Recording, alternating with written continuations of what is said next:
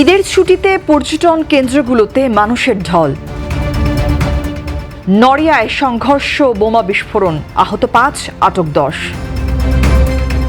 পুলিশের উপস্থিতিতে সালিশ বৈঠকে খুন। গায়ে হলুদের পরদিনই সড়কে ঝরল প্রাণ। কোস্টগার্ডের অভিযানে ডাকাত সদস্য আটক ও অস্ত্র উদ্ধার।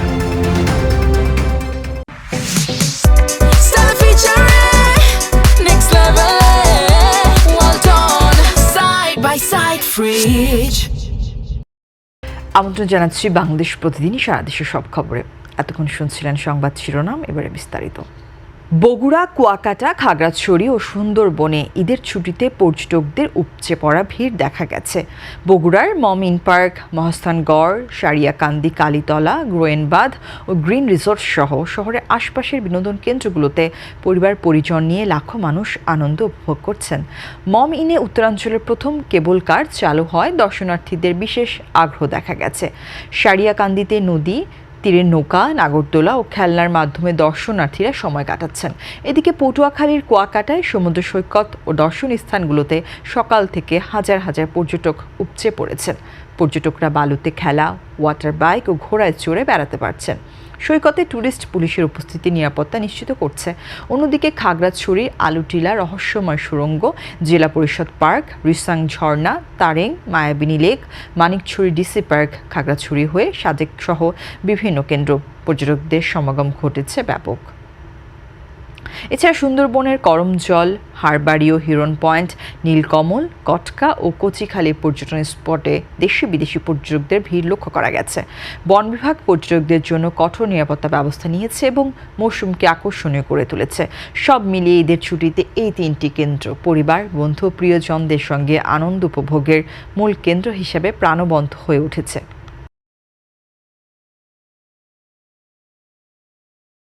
শরীয়তপুরের নড়িয়া উপজেলার রাজনগরে আধিপত্য বিস্তারকে কেন্দ্র করে দুই পক্ষের সংঘর্ষ ও হাতবোমা বিস্ফোরণে অন্তত 5 জন আহত হয়েছেন। সোমবার এ ঘটনায় পুলিশ 10 জনকে আটক করেছে। স্থানীয়দের অভিযোগ, নির্বাচন পরবর্তী বিরোধের জেরে বিএনপি ও জামায়াত সমর্থকদের মধ্যে এ সংঘর্ষ বাধে। এক পর্যায়ে ধাওয়া, পাল্টা ধাওয়া ও বোমা বিস্ফোরণের ঘটনা ঘটে। আহতদের বিভিন্ন হাসপাতালে ভর্তি করা হয়েছে। পুলিশ জানায়, ঘটনাস্থল থেকে 2টি হাতবোমা উদ্ধার করা হয়েছে এবং এলাকায় অতিরিক্ত পুলিশ মোতায়েন রয়েছে। পরিস্থিতি বর্তমানে নিয়ন্ত্রণে থাকলেও উত্তেজনা বিরাজ করছে। বরিশালের মেহেন্দিগঞ্জে বকেয়া টাকা নিয়ে পুলিশের উপস্থিতিতে সালিশ বৈঠকে দুই পক্ষের সংঘর্ষে খোরশেদ আলম শিকদার নিহত হয়েছেন। রোববার বিকেলে পৌরসভার 1 নম্বর ওয়ার্ডের চর হোগলা এলাকায় এ ঘটনা ঘটে। এ সময় আরও 4 জন আহত হন। পুলিশ জানায়, 22 বছর আগের ঘর নির্মাণের বকেয়া টাকা নিয়ে বিরোধের জের এ সংঘর্ষ হয়। আহত অবস্থায় খোরশেদ আলমকে হাসপাতালে নেওয়া হলে চিকিৎসক তাকে মৃত ঘোষণা করেন। ঘটনায় জড়িতদের গ্রেপ্তারের অভিযান চলছে।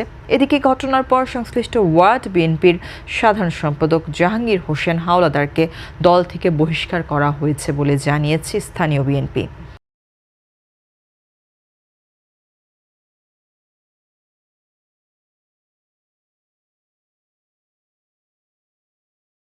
নাটোরের বড়াই গ্রামে বিয়ের আগের দিন সড়ক দুর্ঘটনায় জুলফিকার আলী জিল্লু নিহত হয়েছেন।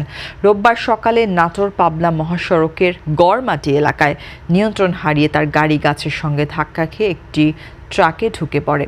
ঘটনাস্থলেই তার মৃত্যু হয়। নিহত জিল্লু ঈশ্বরদীর দাসুরিয়া নওদাপাড়া গ্রামের বাসিন্দা। বিয়ের অনুষ্ঠানের জন্য স্বজনদের আনতে যাওয়ার পথে এই দুর্ঘটনা ঘটে। ঘটনায় এলাকায় শোকের ছায়া নেমে এসেছে। পুলিশ জানিয়েছে, দুর্ঘটনার বিষয়টি তদন্ত করে আইনগত ব্যবস্থা নেওয়া হবে।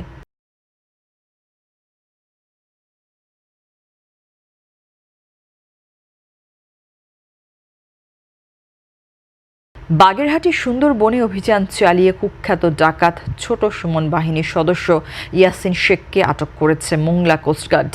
আটককৃতের দেওয়া তথ্য অনুযায়ী সোমবার রাতে ধানসিঁড়ির চরখাল সংলগ্ন এলাকায় অভিযান চালিয়ে একটি 1 নলা বন্দুক ও 8 রাউন্ড কার্তুজ উদ্ধার করা হয়। ইয়াসিন শেখ মোংলার সায়েব আলী শেখের ছেলে। তিনি দীর্ঘদিন ডাকাতি ও অস্ত্র গোলাবারুদ সরবরাহে জড়িত ছিলেন।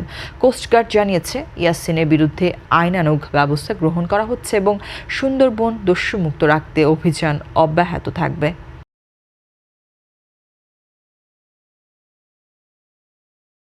সুন্দরবনের কুখ্যাত ডাকাত ছোট সুমন বাহিনীর এক সদস্য ইয়াসিন শেখকে আটক করা হয়। পরবর্তীতে আটককৃত ডাকাতের তথ্যের ভিত্তিতে আজ 23 মার্চ 2026 তারিখ সোমবার মধ্যরাত 1টায় মোংলা থানাধীন ধানসিঁড়ি 4 খাল সংলগ্ন এলাকা হতে একটি 1 নলা বন্দুক, 4 রাউন্ড তাজা কার্তুজ ও 4 রাউন্ড ফাঁকা কার্তুজ জব্দ করা হয়। দর্শক, এ ছিল এখনকার মতো সংবাদ। এতক্ষণ সঙ্গে থাকার জন্য ধন্যবাদ। পরবর্তী বুলেটিন দেখতে চোখ রাখুন বাংলাদেশ প্রতিদিনের ফেসবুক পেজ ও ইউটিউব চ্যানেলে।